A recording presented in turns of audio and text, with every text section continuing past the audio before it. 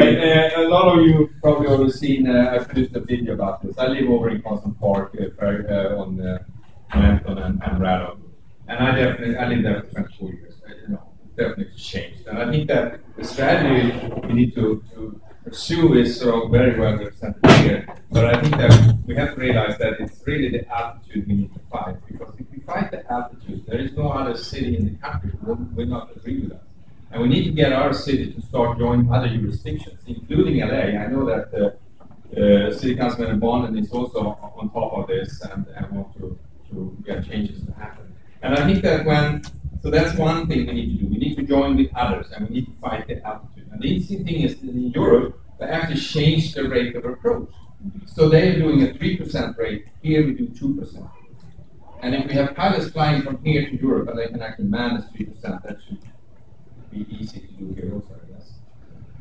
What that means is that the plane can stay higher much, much longer before they need to start coming down towards LAX.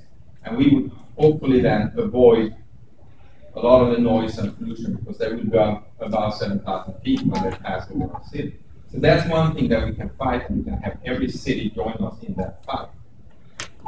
What's interesting is also that when the environmental impact study comes out, which the draft didn't really look that good, there was a lot of issues, I think we should file legal action immediately. Because what that will do, it will house FAA, because if it goes to lawsuits, will that delay the implementation of the next gen? So here it's a matter of getting leverage.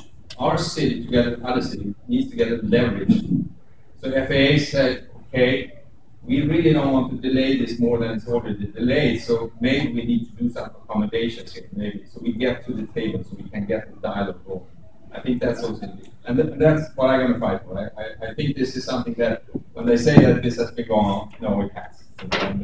And I wake up at 4 in the morning, and yesterday, 2 days ago, I was sort of Delta Airline 1212 from Johanna to LAX, came in at 4:31 over my house. It was at 5,200 feet, and it was on this short approach, which they do. You see, when planes come from the East Coast, we all see them like a kind of pearls hanging there, right?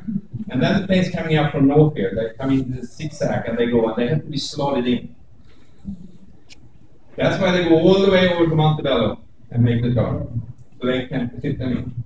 When there is no planes coming from the East Coast, they do a quick turn just around Baldwin Hills.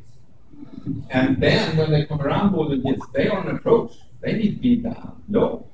So therefore, they need to be around 5,000 feet when they cross over our city. They're doing this because they want to save fuel and be greener. So that's their reason. But that is why we hear these things at night a lot more than we did before, because they have started with this short approach.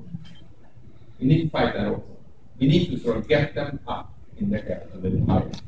And that's what I'm going to work for. And if you want to see more, I have a video that I'm sure a few of you have seen. There is a video out on the internet, and it's even on Quiet Skies. Someone posted it there.